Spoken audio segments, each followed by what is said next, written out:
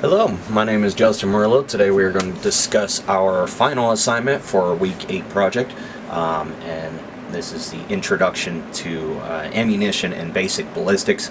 We're going to go ahead and take apart some rifle casings, a couple pistol casings from last week. Alright, so we're going to go ahead and work on our final assignment. Here we have our draft 9mm 38 Special 30-30 and 7mm. Since I did 5.56 last week, I did not include that in here. So I have our 9mm loaded in, and we're going to go ahead and tap it out.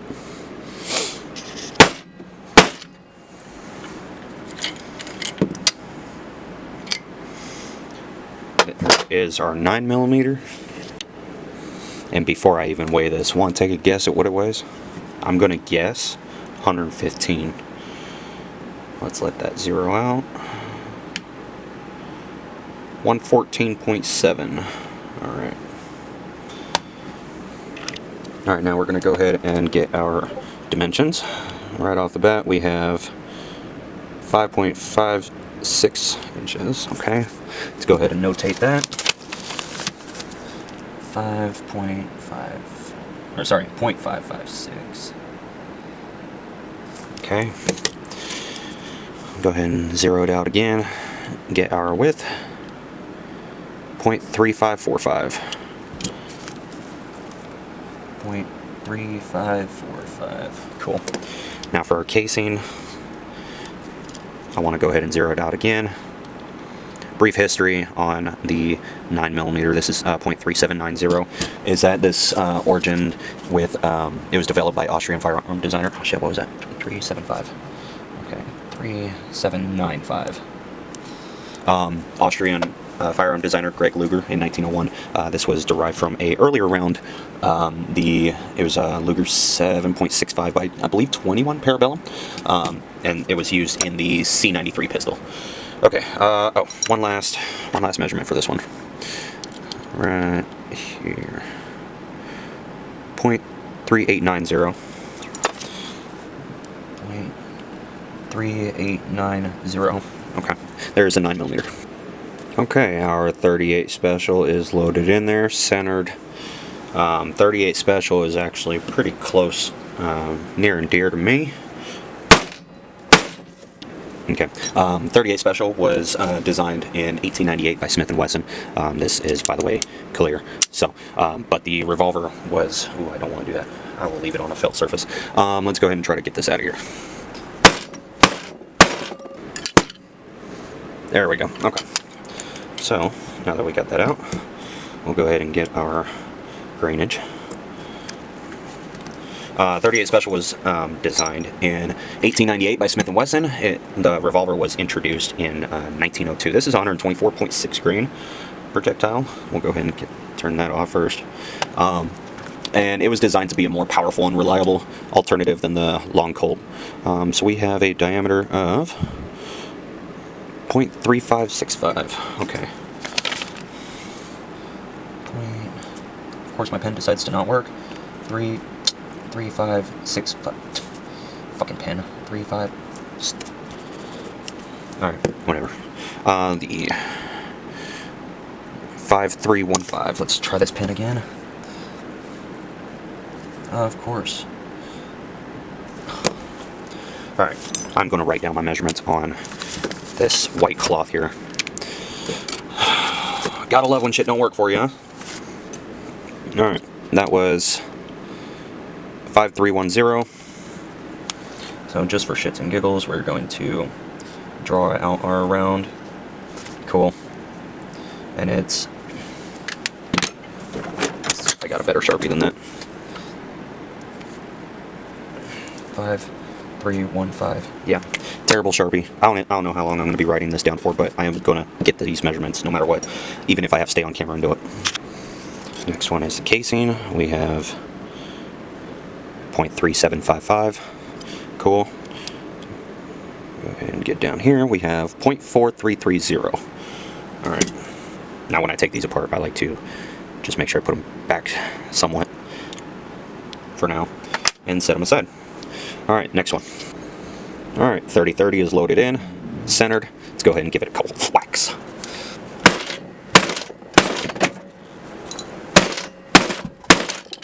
There we go. Alright. Grainage. Alright, so the grainage, we have one of my favorite calibers, actually, a 30-30. This is one, we'll call it 150 grains. So the 30-30 Winchester was introduced in 1895 and was one of the first small bore cartridges to use smokeless powder. It was originally called the 30 Winchester Centerfire. And right here we have a .3080. My pen is not working. It's the only reason I am not drawing or writing it down. For the length, we have .8455. All right. Let's go ahead and get our other measurements over here. Anyways, the name 30-30 comes from the 30 grains of smokeless powder that was originally used. If I actually cleared one of my 30-30s for extra credit, shit, I might. Anyways, we have .3270.